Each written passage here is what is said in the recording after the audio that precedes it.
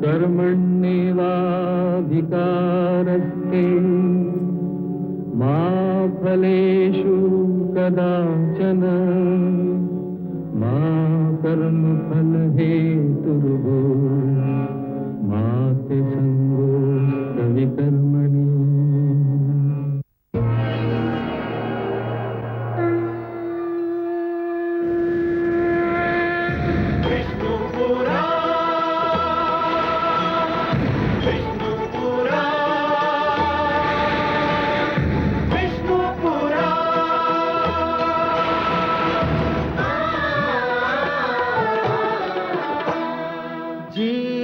ज्ञान ब्रह्म ज्ञान अथ श्री विष्णु पुराण ओम की कथा महान जय श्री विष्णु पुराण विष्णु पुराण विष्णु पुराण विष्णु पुराण प्रगटे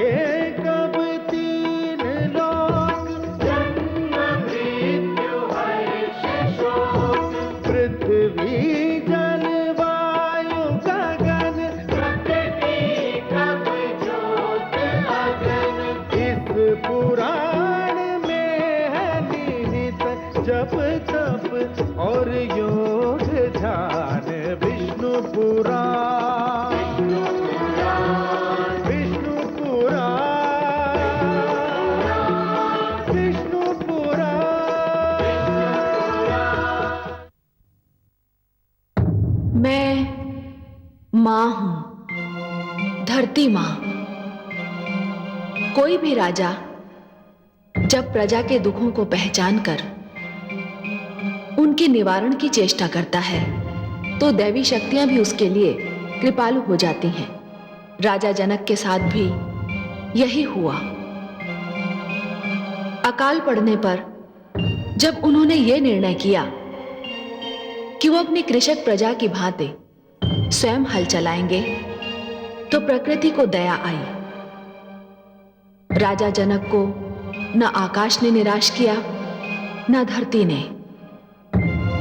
आकाश ने उनके लिए बादलों के द्वार खोल दिए और धरती ने उनकी झोली में वो अनमोल रत्न डाल दिया जिसे संतान कहते हैं। मिथिला में भी बहार आ गई और राजा जनक के जीवन में भी। ये भूकन्या मिथिला में क्या कोलाहल पैदा करती है, ये जानने को मैं बहुत उत्सुक हूं।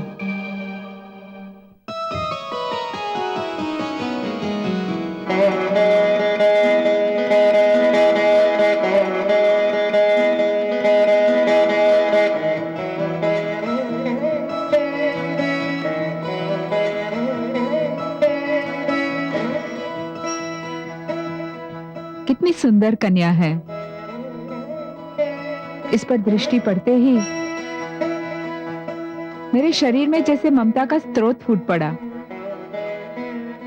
जैसे कि ये भूमि से नहीं मेरी कोख से जन्मी हो। प्रिय, तब तो मैंने जो निश्चय किया है वो सर्वथा उचित है। क्या निश्चय किया है नाथ?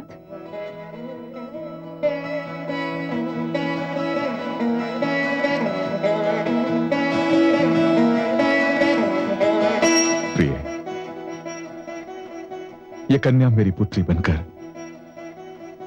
इसी राजभवन में रहेगी। सत्यनाथ? हाँ प्रिय, आज के उपरांत ये मेरी और आपकी संतान कहलाएगी।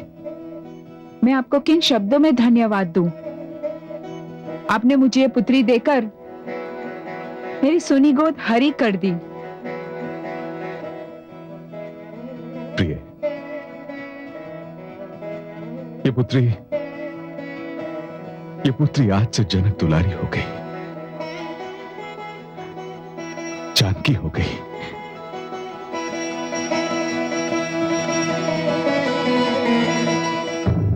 मैं मां हूं, धरती मां। भगवान श्री विष्णु दशरथ के आंगन में खेल रहे हैं। माता लक्ष्मी मेरी गोद से उठकर राजा जनक की गोद में पहुंच गई। आज तो मेरा कण कण पावन हो गया। वो शुभ कथा आरंभ होने ही वाली है जिसकी संसार प्रतीक्षा कर रहा है।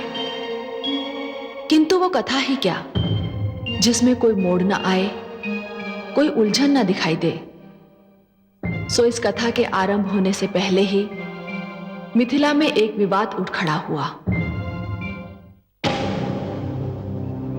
ये कैसे संभव है? ऐसे अनर्थ हुए तो हमारे समाज की तो नींव हिल जाएगी।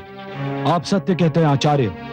यदि लोग यूं ही आगे चलकर खेतों में पड़े शिशुओं को अपनी संतान बनाने लगे तो सामाजिक व्यवस्था का क्या होगा जो हमारे पुरखों के परिश्रम का फल है और न जाने हम उस पर कब से चलते आ रहे हैं। हाँ, किंतु हे आचार्य, यदि राजा जनक ने स्वेच्छा से किसी कन्या को अपनी पुत्री माना है तो उसमें हम कौन होते हैं आपत्ति करने वाले? ये कैसी बिना सिर पैर की बात कही आपने। अरे राजा जनक उच्च कुलीन है, महारानी सुनैना भी उच्च कुलीन है, किंतु ये भूमि कन्या उच्च कुलीन है अथवा नहीं हमें पता नहीं। इसके शरीर में किसका रक्त है हमें ये भी नहीं पता, और इसका कुल उसका तो हमें बिल्कुल ही नहीं पता। नहीं, हम ये सहन नहीं कर सकते। हाँ, हम मिथिला नरेश से जाकर पूछेंगे कि वे हमारे पुरखों की परंपरा को क्यों तोड़ रहे हैं। उन्हें हमारे प्रश्नों का उत्तर देना होगा। हाँ हाँ, उन्हें उत्तर देना ही होगा। हाँ, चलिए हाँ, चलिए चलिए, चलिए चलिए।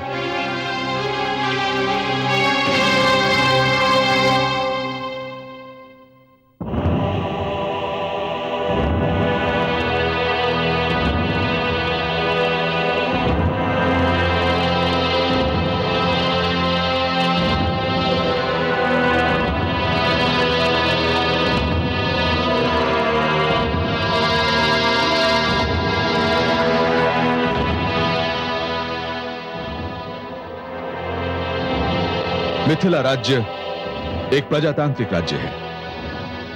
यहां किसी को भी अपने मन की बात कहने की पूर्ण स्वतंत्रता है। मैंने सुना है कि कुछ ब्राह्मण हमसे रुष्ट हैं। हाँ महाराज, हमें सुनकर बहुत दुख हुआ कि आप उस दिन भूमि से प्राप्त हुई कन्या को अपनी पुत्री बनाने की सोच रहे हैं। सोच रहा नहीं हूं ब्राह्मण देव, सोच चुका हूं, निर्णय ले चुका हूं।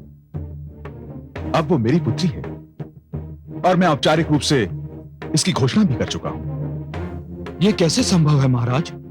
उस कन्या का तो गोत्र, वंश तथा समाज का कुछ अता पता नहीं। हाँ महाराज, वो ये भी नहीं जानता कि उसके माता पिता हैं कौन। हाँ, वंश, गोत्र, समाज, ये आप कैसी बातें कर रहे हैं श्रीमान? वो कन्या है, वही कन्या जो माता का रूप होती है। वो तो जननी है।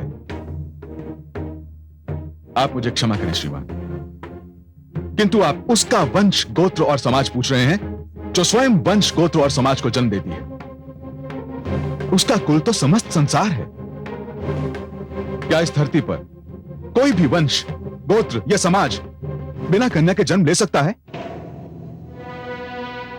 मुझे तो लगता है कि ईश्वर ने मुझे इसीलिए संतान नहीं दी थी कि मैं इस कन्या का पिता बन सकूं।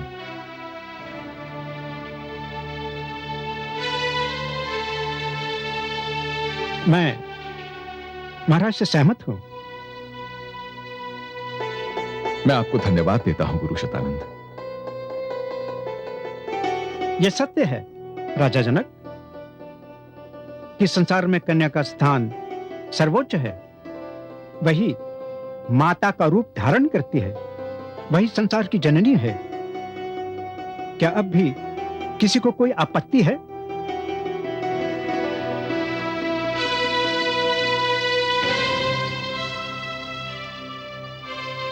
नहीं, कोई आपत्ति नहीं। मैं राजगुरु होने के नाते घोषित करता हूं कि मिथिला नरेश जनक को भूमि कन्या को अपनी पुत्री मानने का पूरा अधिकार है।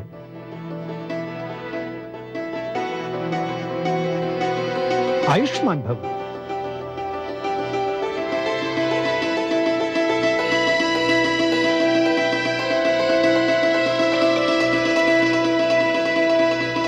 ओम अग्ने विनाय सुपथाराय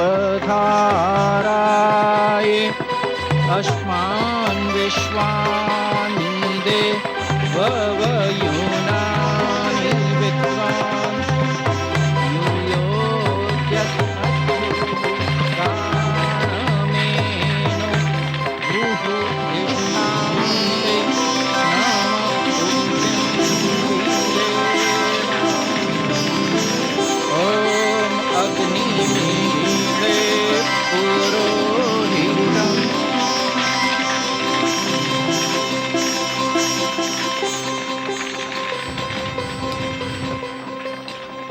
हे मिथिला नरेश, आप अपनी पुत्री का नामकरण करना चाहते थे। जी गुरुदेव। तो सुनिए, ये कन्या रूप, गुण और चरित्र में समस्त संसार के लिए उदाहरण बनेगी। नारी के चरित्रवती होने की कसौटी कहलाएगी। संसार में इसकी पूजा की जाएगी। ये कन्या अब आपके हृदय वंश का अंश बन गई है, इसलिए ये वैदेही भी कहलाएगी। आपने इसे अपनी पुत्री मान लिया है, इसलिए इसे जानकी भी कहकर पुकारा जाएगा। हे गुरुदेव, इस कन्या का अपना एक अस्तित्व भी है। ये सारे नाम तो इसकी उपाधियां मात्र हैं। स्वयं इसका भी तो कोई नाम होना चाहिए गुरुदेव। अवश्य। हे राजा जनक, आपने इस कन्या को एक खेत में पाया था, और उस समय पाया था जब आप धरती पर हल चला रहे थे। इसलिए मैं इस कन्या को सीता नाम देता हूं। सीता अर्थात? सीता अर्थात धरती पर हल चलने से बनने वाली रेखा, यही इसका नाम होगा। इसी नाम से ये ख्याति पाएगी, इसी नाम से इसकी पूजा होगी। सीता, जनक दुलारी सीता।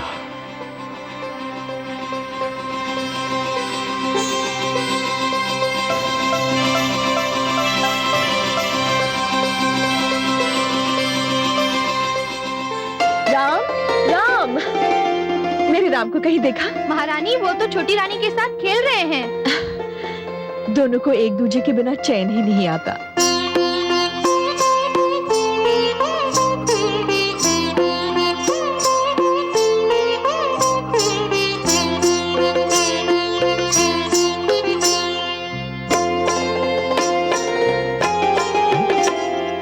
ठुमक चलत रामचंद्र, ठुमक चलत रामचंद्र, बाजत पैजनिया। ठुमक चलत रामचंद्र, बाजत पैजनिया। ठुमक चलत रामचंद्र।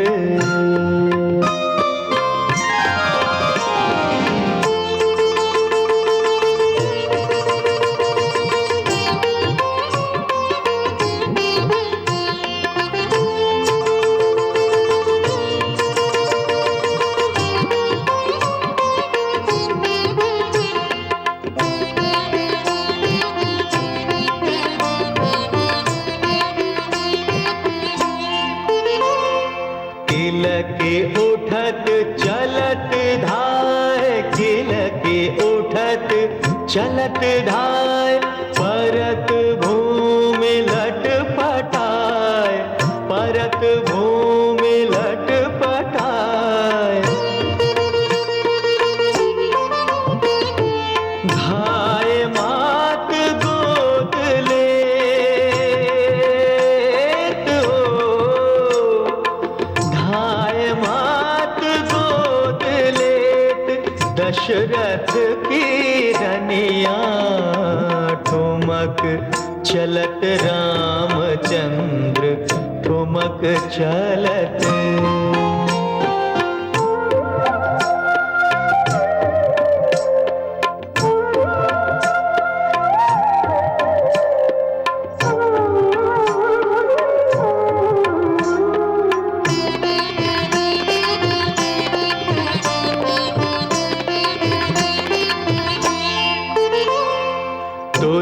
तुलसीदास अति आनंद, तुलसीदास अति आनंद, निरखी के मुखार विंद, निरखी के मुखार विंद।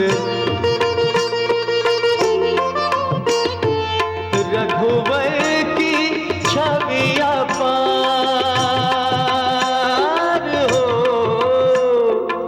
रघुवर की छवि अपार, रघुवर मुख बनिया, ठुमक चलत रामचंद्र, ठुमक चलत रामचंद्र, बाजत पैजनिया, ठुमक चलत रामचंद्र, बाजत पैजनिया, ठुमक चलत रामचंद्र।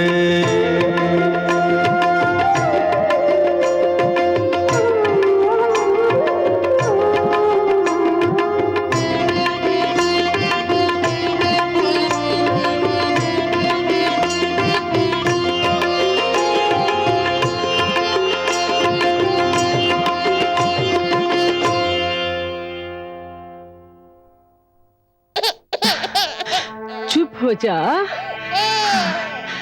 हाँ हाँ, ना ना,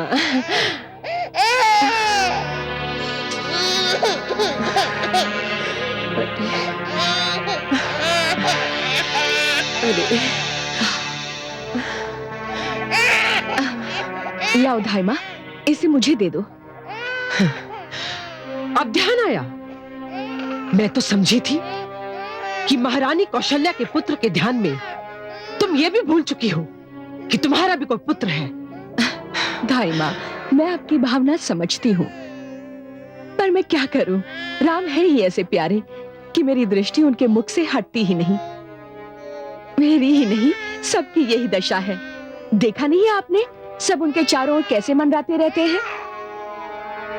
हाँ हाँ, देखा है मैंने, भली भांति देखा है, किंतु दूसरे के बालक से स्नेह करने का यह अर्थ तो नहीं कि अपने ही बालक को भुला दिया जाए। भरत का तुम पर सर्वप्रथम अधिकार है। मैं जानती हूँ धाई माँ, किंतु क्या आप जानती हैं, जितना मैं राम को चाहती हूँ उतना ही महारानी कौशल्या मेरे भरत से प्रेम करती है। मैं इस विषय में क्या कहूँ, छोटा मुंह बड़ी बात होगी। मैं तो केवल ये जानती हूँ कि मेरा भरत तुम्हारे प्रेम को तरस रहा है, और मुझे ये तनिक भी अच्छा नहीं लगता, तनिक भी अच्छा नहीं लगता। आप अपनी भावनाओं की बंदी हैं धाई माँ, कभी उनसे ऊपर उठकर तो देखिए, आप भी राम को प्रेम करने लगेंगी। लाओ, मेरे पुत्र को मुझे दे दो। अरे अरे अरे अरे, मेरा लाडला पुत्र, अरे मेरा लाडला पुत्र। क्यों? अरे देखा, ये भी मेरी बात से सहमत है।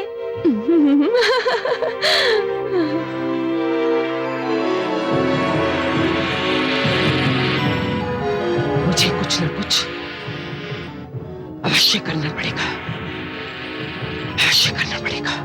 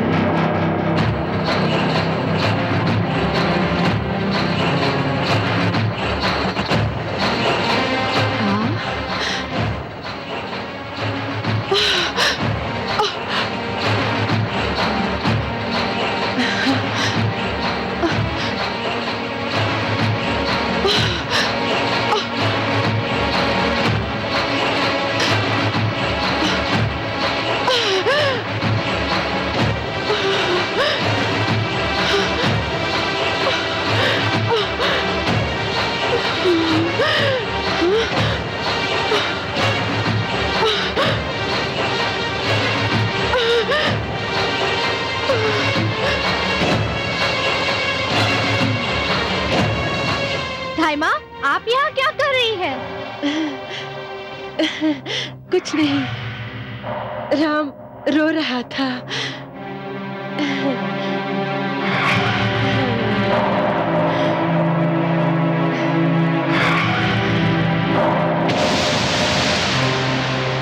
सावधान, लंकापति रावण पधार रहे हैं।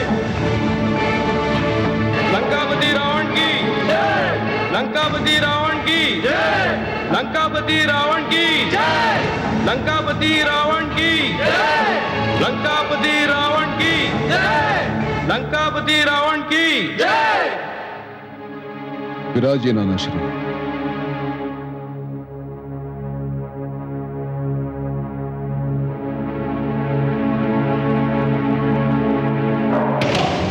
हे मेरे प्रिय प्रजाजनों, मैं आपके लिए एक अनुपम भेंट लाया हूं। बंदियों को प्रस्तुत किया जाए।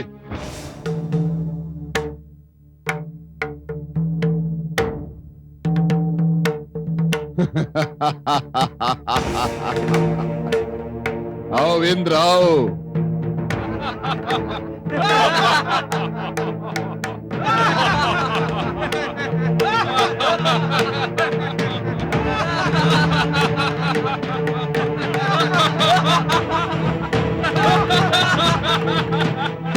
आओ।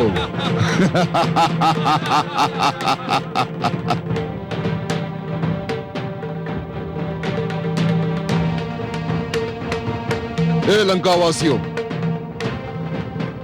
मैं तुम्हारा नरेश रावण, लंकापति रावण, लंकेश रावण, तुम्हारे लिए देवलोक विजय करके आ रहा हूं।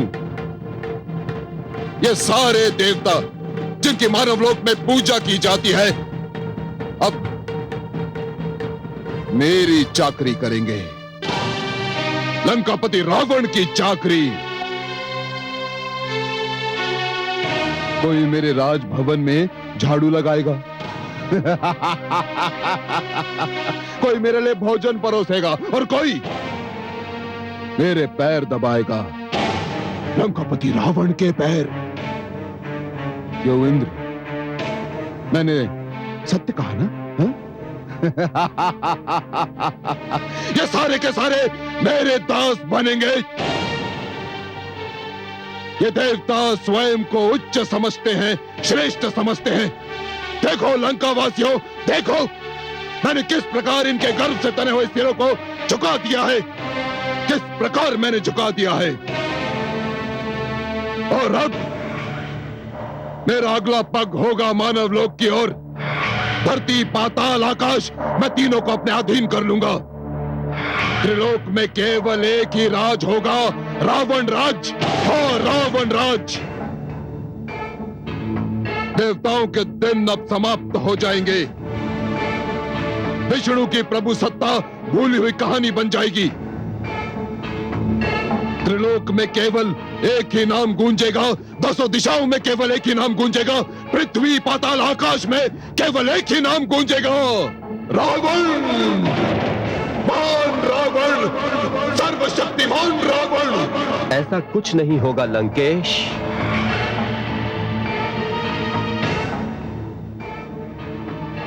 कौन है ये? कौन है ये? किसके मुख से निकली यह शुभ वाणी? कौन है ये? ये मैंने कहा लंकेश। तू कौन है? तू?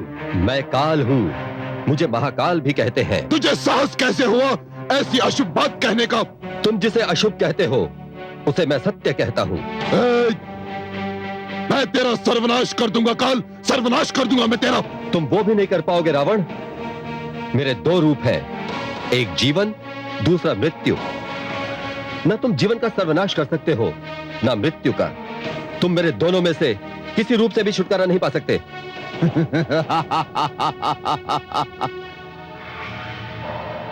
रे मूढ़ बुद्धि, क्या तू जानता है कि तू किससे बात कर रहा है? हाँ, मैं जानता हूं। मैं लंकापति रावण से बात कर रहा हूं। तू ये जानता है कि मैं लंकापति रावण हूं, फिर भी तुझे भय नहीं हो रहा? मेरे लिए तुमसे भयभीत होने का कोई कारण नहीं है रावण, क्योंकि मेरी मुट्ठी में तुम्हारा अतीत भी है, वर्तमान भी और भविष्य भी। तुम मेरी मुट्ठी से निकल ही नहीं सकते, कभी नहीं।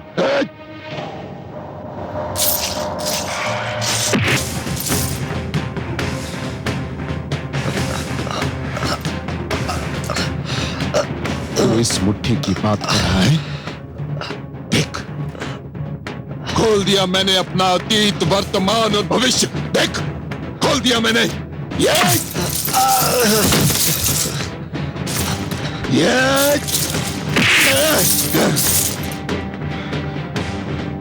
मैं तुझे अपने पैरों तले मसल सकता हूं, तेरा सर्वनाश कर सकता हूं। तो अब देख मैं तेरी क्या दशा बनाता हूं। सैनिकों, ले जाओ इसे और इसे मेरे सिरहाने बांधो। ले जाओ इसे।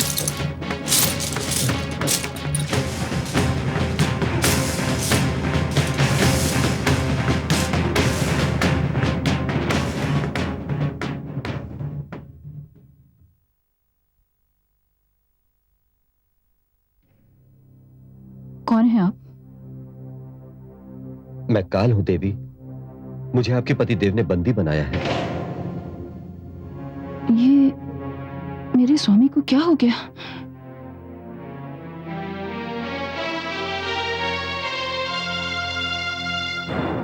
स्वामी, ये आपने क्या किया? क्या किया? आपने काल को बंदी बना लिया? हाँ, काल को बंदी बना लिया, इसे अपने सिरहाने बांध दिया और संसार को बता दिया महारानी कि लंकापति रावण के समक्ष काल की भी कोई गिनती नहीं। स्वामी, आप तो विद्वान हैं, आप तो जानते हैं कि काल का दूसरा नाम मृत्यु है। तो क्या हुआ महारानी? आपने बहुत बड़ा अनर्थ कर दिया स्वामी। वो कैसे? स्वामी, आपने मृत्यु को सिर पर लाकर खड़ा कर दिया, स्वयं के इतना निकट। स्वामी, मैं तो सिर से पांव तक कांप उठे हैं स्वामी। आप सर्वनाश को घर के भीतर ले आए हैं। महारानी, आप सदा ही मेरा विरोध करती रहती हैं, ऐसा क्यों? नहीं स्वामी, मैं तो आपसे प्रेम करती हूँ, मैं तो आपकी अर्धांगिनी हूँ। मैं तो सदा वही कहती हूँ जो आपके हित में होता है। आप भले ही इसे विरोध कहें, पर स्वामी, मैं आपके, अपने और इस वंश के हित में ही कहती हूं। इसे मुक्त कर दीजिए स्वामी, इसे मुक्त कर दीजिए। क्या कहा आपने? मुक्त कर दूं? इसे मुक्त कर दूं? लगता है मस्तिष्क फिर गया है आपका। मैं इसे यहां इसलिए लाया था कि इसके सिर पर पांव रखकर संसार को बता दूं कि मैंने काल को भी जीत लिया। काल को कोई जीत नहीं सकता, काल अजेय है, सब कुछ समाप्त हो सकता है, किंतु काल समाप्त नहीं हो सकता। काल अनादि है, अनंत है।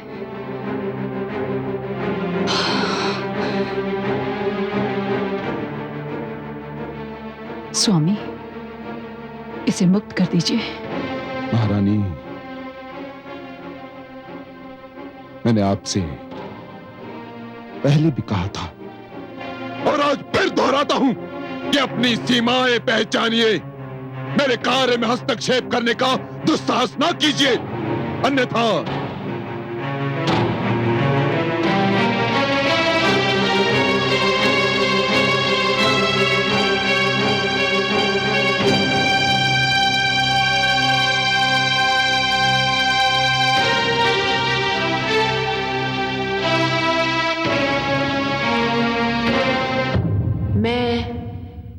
मां हूं, धरती मां।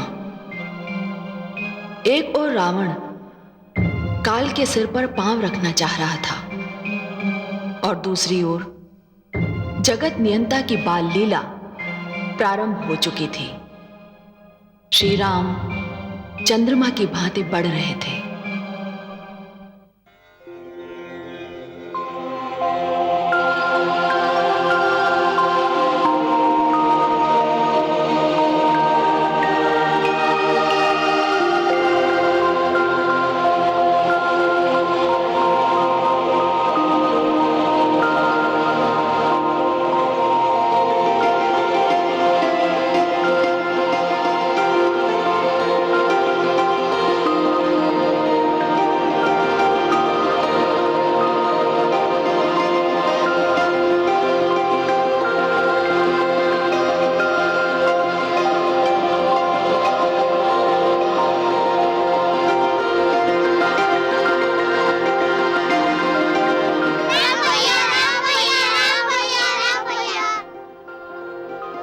राम भैया आज हम बन जाएंगे। उस दिन जो छोटा सा मृग दिखाई दिया था ना, उसे हम पकड़ के अपने भवन में लाएंगे। और वो छोटा सा हाथी भी तो गजराज के पीछे पीछे भागता है। चलो ना भैया।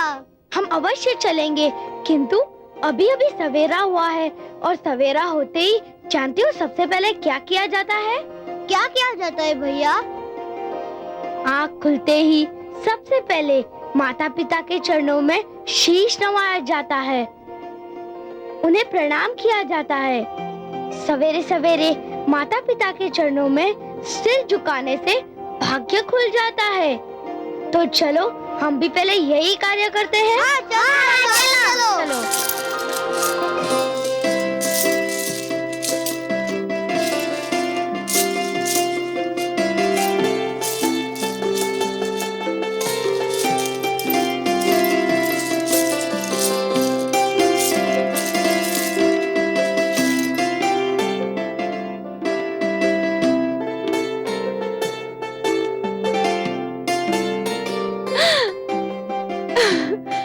मेरे लाल, ये सब कुछ तुमको किसने सिखाया? राम भैया ने। राम भैया ने? हाँ, कहते हैं माता पिता के चरण छूने से भाग्य खुल जाता है।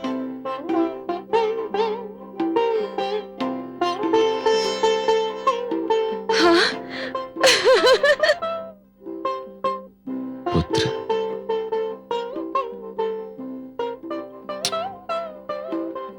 धन्य हो पुत्र।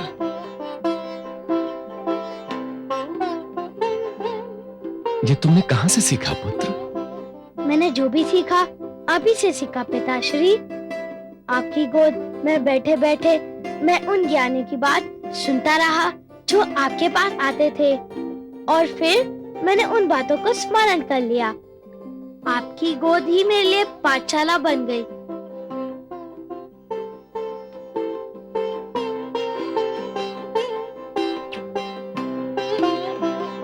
यशस्वी भव पुत्र, यशस्वी भव।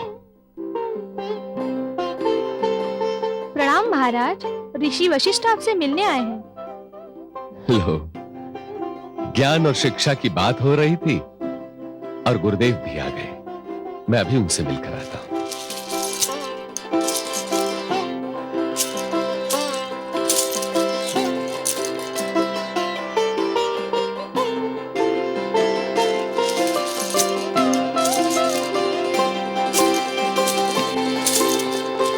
प्रणाम गुरुदेव। आयुष्मान भव। स्वागत है। मैं सोच रहा था कि मेरे पुत्रों की शिक्षा अब औपचारिक रूप से आरंभ हो ही जानी चाहिए। बड़ा ही शुभ विचार है राजन। तो आप उन्हें अपनी शरण में ले लीजिए गुरुदेव। राजन, मैं बिना परीक्षा लिए किसी को अपना शिष्य नहीं बनाता, इसलिए आपके पुत्रों को भी परीक्षा देनी होगी। अपने पुत्रों को मेरे पास बुलवाइए। अवश्य गुरुदेव। दासी। आज्ञा महाराज। महारानी कौशल्या से कहो कि वो हमारे पुत्रों को लेकर यहां आ जाए। जो आज्ञा महाराज। गुरुदेव, आसन ग्रहण कीजिए।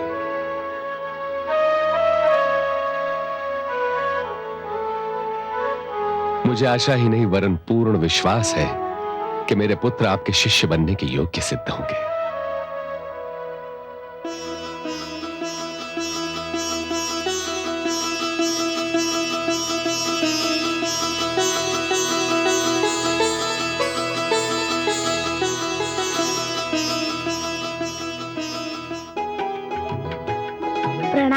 गुरुदेव। यशस्वी भव। अच्छा ये बताओ वत्स कि प्रणाम करने का क्या फल मिलता है? छोटी माँ कहती है कि गुरुदेव को प्रणाम करने से ज्ञान मिलता है। सुंदर, अति सुंदर। और आपको क्या बताया गया राजकुमार भरत? आयुष्मान भव। मुझे बड़ी माँ ने बताया है कि छोटों को वही करना चाहिए जो बड़े करते हैं। सुंदर, बहुत सुंदर। आओ लक्ष्मण। आयुष्मान भव। और बड़ों को वो कदापि ना करना चाहिए जो वे नहीं चाहते कि छोटे करे। अति सुंदर। और आप क्यों शांत है राजकुमार शत्रुघ्न? आयुष्मान भव। पिता और गुरु एक समान है, दोनों का आदर करने से भगवान प्रसन्न हो जाते हैं। सुंदर, अति सुंदर। राजन, मैं आपके चारों पुत्रों को शिष्यों के रूप में स्वीकार करता हूं। धन्यवाद गुरुदेव। तो फिर आरंभ कर दीजिए इनकी शिक्षा। परंतु इसके लिए इन्हें महल छोड़कर मेरे आश्रम में आना होगा।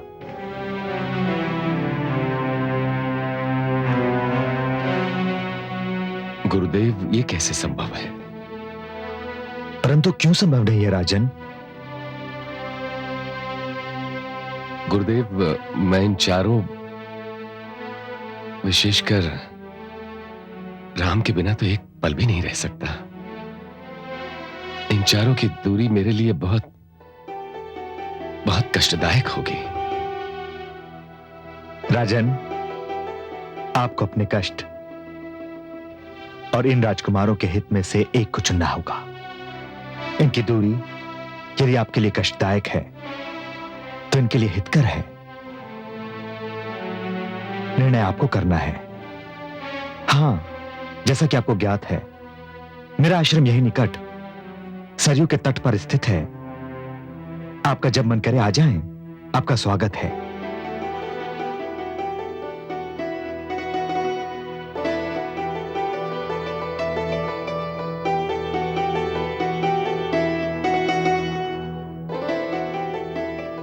तो गुरुदेव, कब भेजूं इन्हें आपके आश्रम? शुभस्य शीघ्रम। हम तैयार हैं। क्यों अनुज? हाँ। आओ, चलो।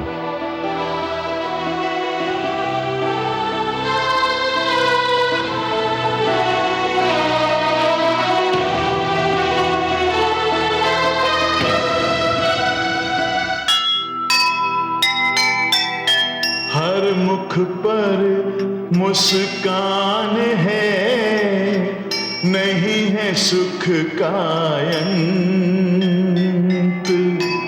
दशरथ के घर छाई है, जैसे आज बसंत। हर मन में है कामना, बसा रहे संसार। पुत्र मिले तो जल उठे, घर में दीपक चार।